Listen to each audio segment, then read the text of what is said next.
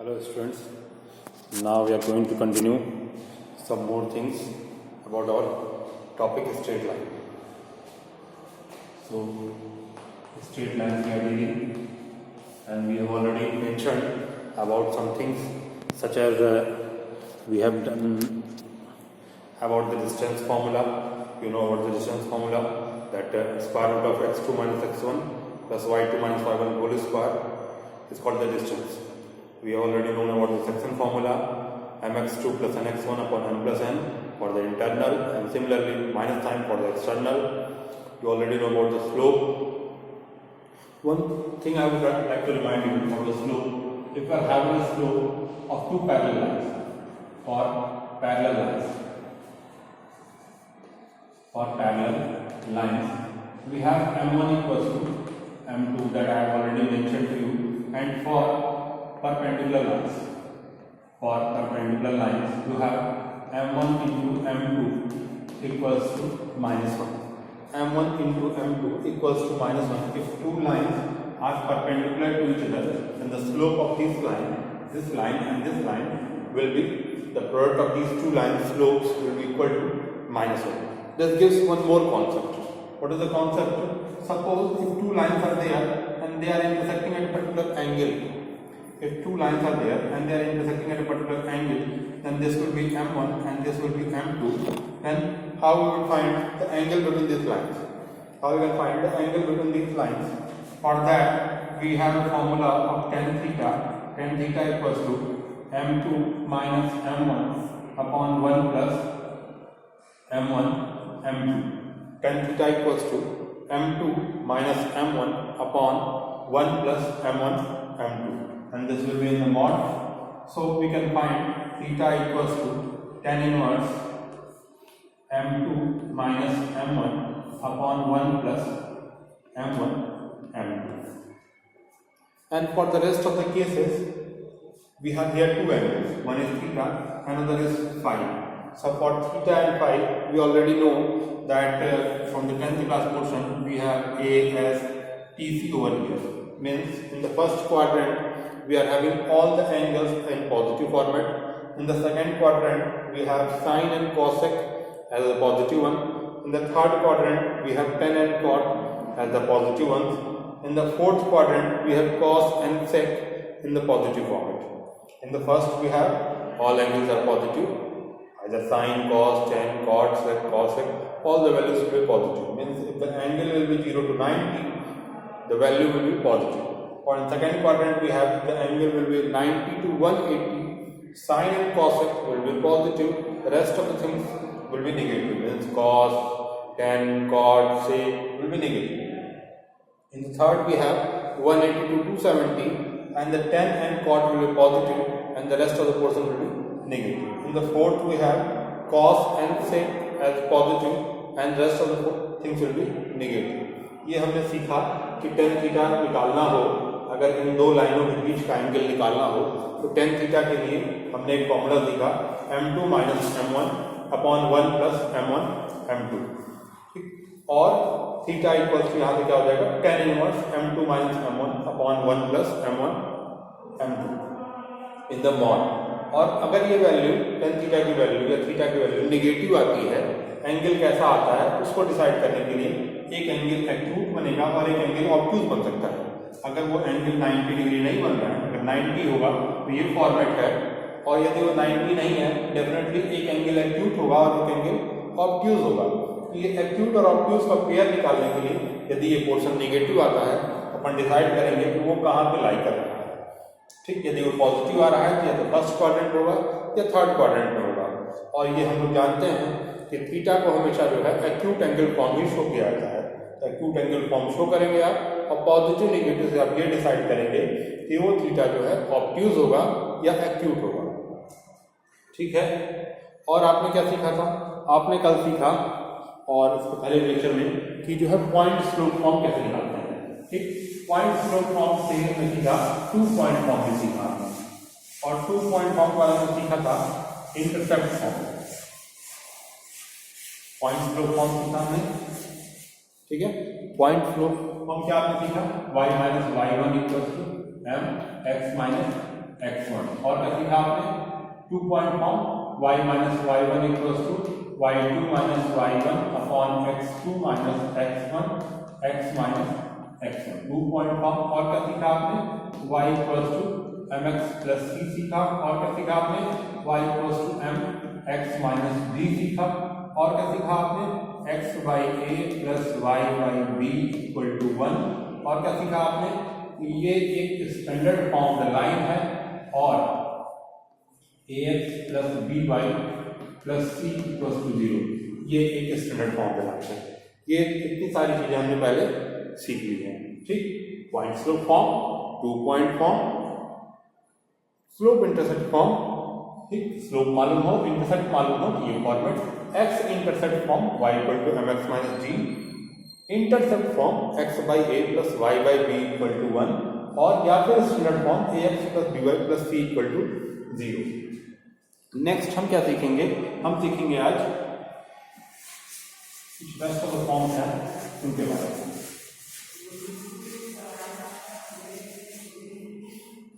कैसे, एक फॉर्मेट है नॉर्मल फॉर्म। नॉर्मल फॉर्म क्या है कि यदि कोई लाइन है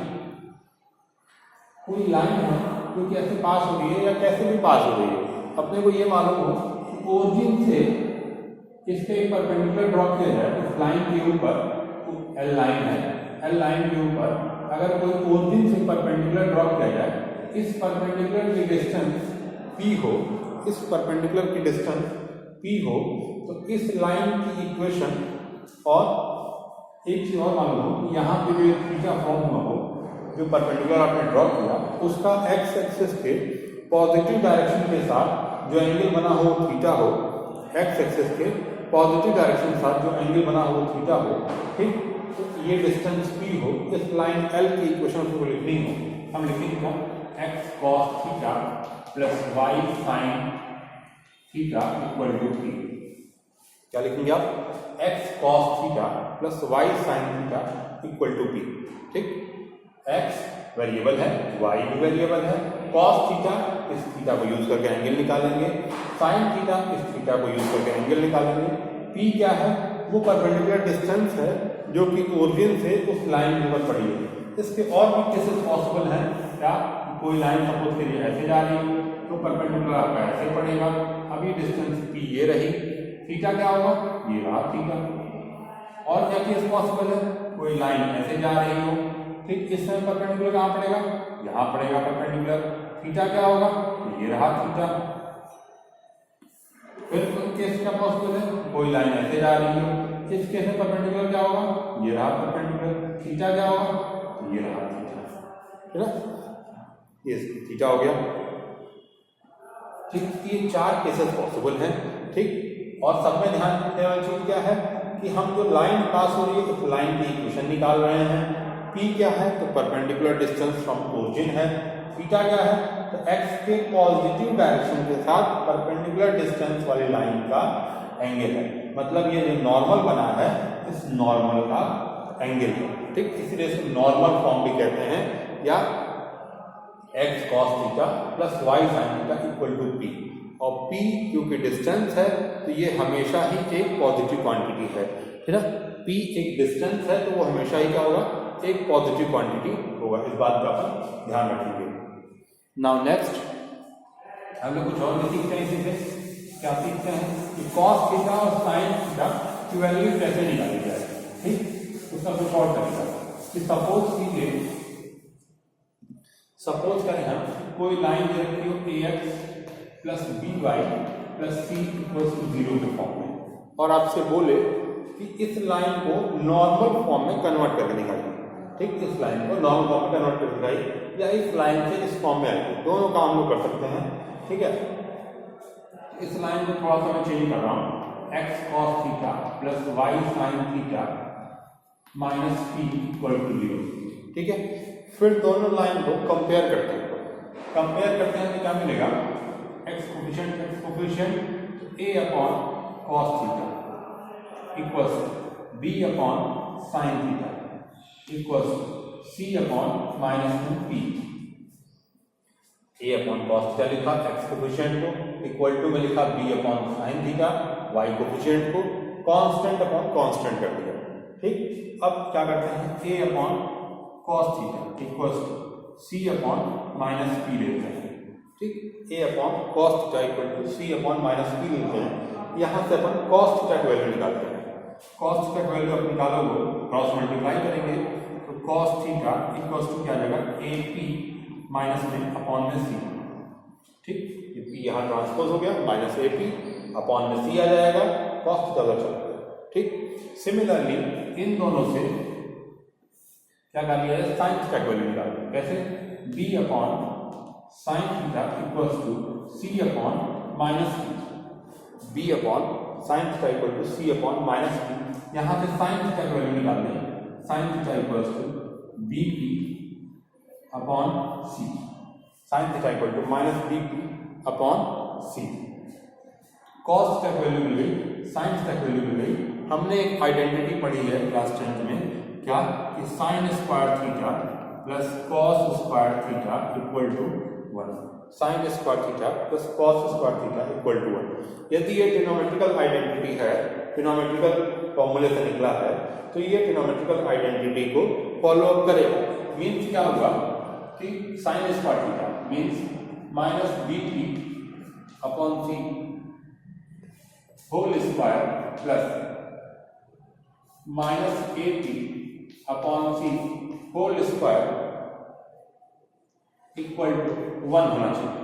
ठीक है, साइन थीटा की वैल्यू पुट किए, minus bp upon c whole square form में, साइन स्क्वायर थीटा था, cos square theta, cos theta की वैल्यू का होल स्क्वायर इक्वल टू 1 होना चाहिए।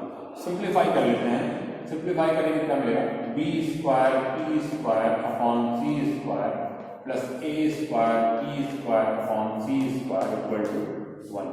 यहाँ से अपन p स्क्वायर की वैल्यू निकालते हैं, तो p स्क्वायर ऊपर कॉमन है, कॉमन निकाला, और c स्क्वायर एलसीएम सेम है तो ट्रांसपोज कर दिए, क्या हो गया, b square plus a square equal to c square.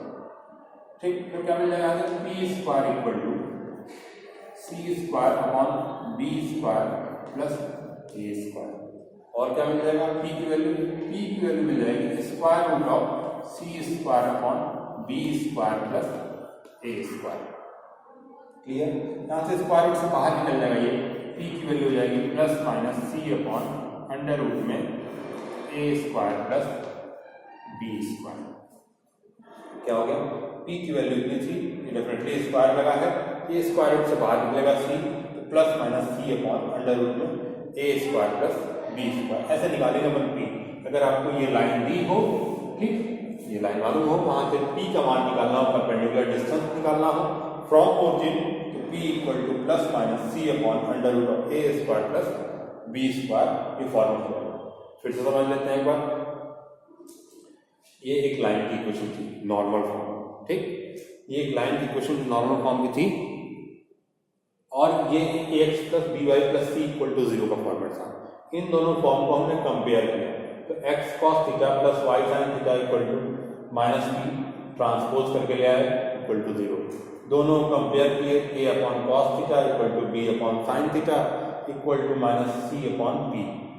ठीक, इन दोनों को एक बार इक्वेट किया, इसको और इसको एक बार इक्वेट किया, a upon cos theta equal to c upon minus b, और एक बार b upon sin theta equal to c upon minus b। इन पोर्शन को और इस पोर्शन को इक्वेट किया गया, कैसे, यहाँ से cos थीटा की वैल्यू निकाली, cos theta equal to minus ap by c। ठीक, यहाँ से sin थीटा की वैल्यू निकाली, minus bp by c। Trigonometrical identity हमने पढ़ी, sine square theta plus cos square theta equal to 1। ठीक, इस आइडेंटिटी को यूज करें तो क्या मिलेगा, minus bp by c whole square plus minus ap by c whole square equal to 1। ठीक, इसको ब्रेक किया तो b square p square upon c square plus a square p square upon c square equal to 1। यहाँ से simplify किया, p square common निकाला, c square LCM same होगा, transpose किया। ठीक, यहाँ से p स्क्वायर की वैल्यू c स्क्वायर अपॉन इतना, p की value square root of this much और स्क्वायर रूट हटाया, तो p equal to plus minus c upon under root of a square plus b square, जो कि हमारा एक रिजल्ट होगा। ठीक है, तो p की वैल्यू निकालने का निकालो। अब इस p को वैल्यू को ही यूज करके हम जो है रेस्ट ऑफ द वैल्यूज निकालेंगे। कैसे? थोड़ा सा पोर्शन में रब कर देता हूं, इस वाले पोर्शन को इस वाले पोर्शन को मैं रब कर देता हूं।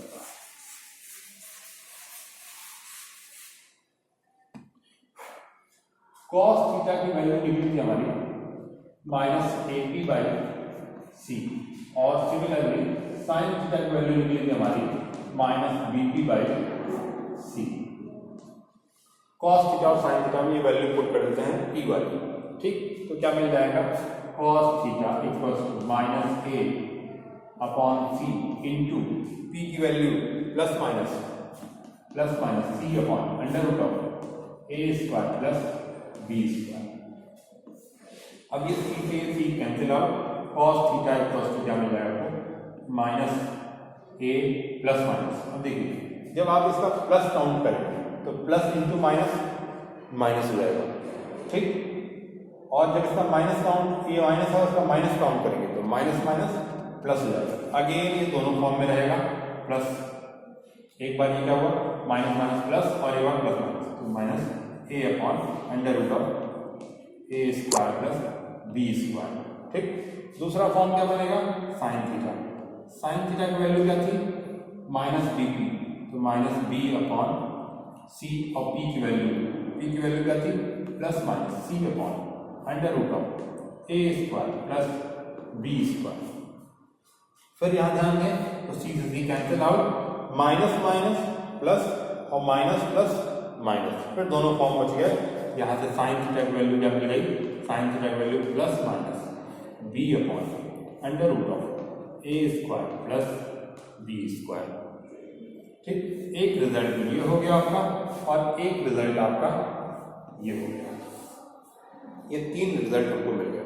ये cos थीटा की वैल्यू निकालनी हो तो plus minus a upon under root of a square plus b square, plus minus a upon under root of a square plus b square, ठीक। साइन थीटा की वैल्यू तो plus minus b upon under root of a square plus b square. p की value plus minus c upon under root of a square plus b square. फिर आपको एक बात ध्यान रखना चाहिए कि p क्या था हमारा? p perpendicular distance from origin था। p क्या था? p जो है परपेंडिकुलर डिस्टेंस फ्रॉम ओरिजिन था, तो वो कैसा होगा? हमेशा ही पॉजिटिव होगा। हमेशा कैसा होगा? पॉजिटिव होगा, ठीक है। ये कहलाता है नॉर्मल फॉर्म, ठीक। और ये स्टैंडर्ड फॉर्म था। कुछ चीजें और बच गई, ठीक, जैसे शिफ्टिंग ऑफ ओरिजिन का केस है और shifting of origin in coordinate axis है, ठीक है। और फिर जो है डिस्टेंस फॉर्मूला है और दो पैरेलल लाइन के बीच में और पॉइंट से किसी लाइन के बीच में डिस्टेंस फॉर्मूला। कुछ पोर्शन हमारे सिलेबस के बाहर हैं बट वो भी मैं आपको बताऊंगा। So that we will see in the next lecture. Till that सवाल लगाते रहिए आप एंड कीप एंजॉयिंग।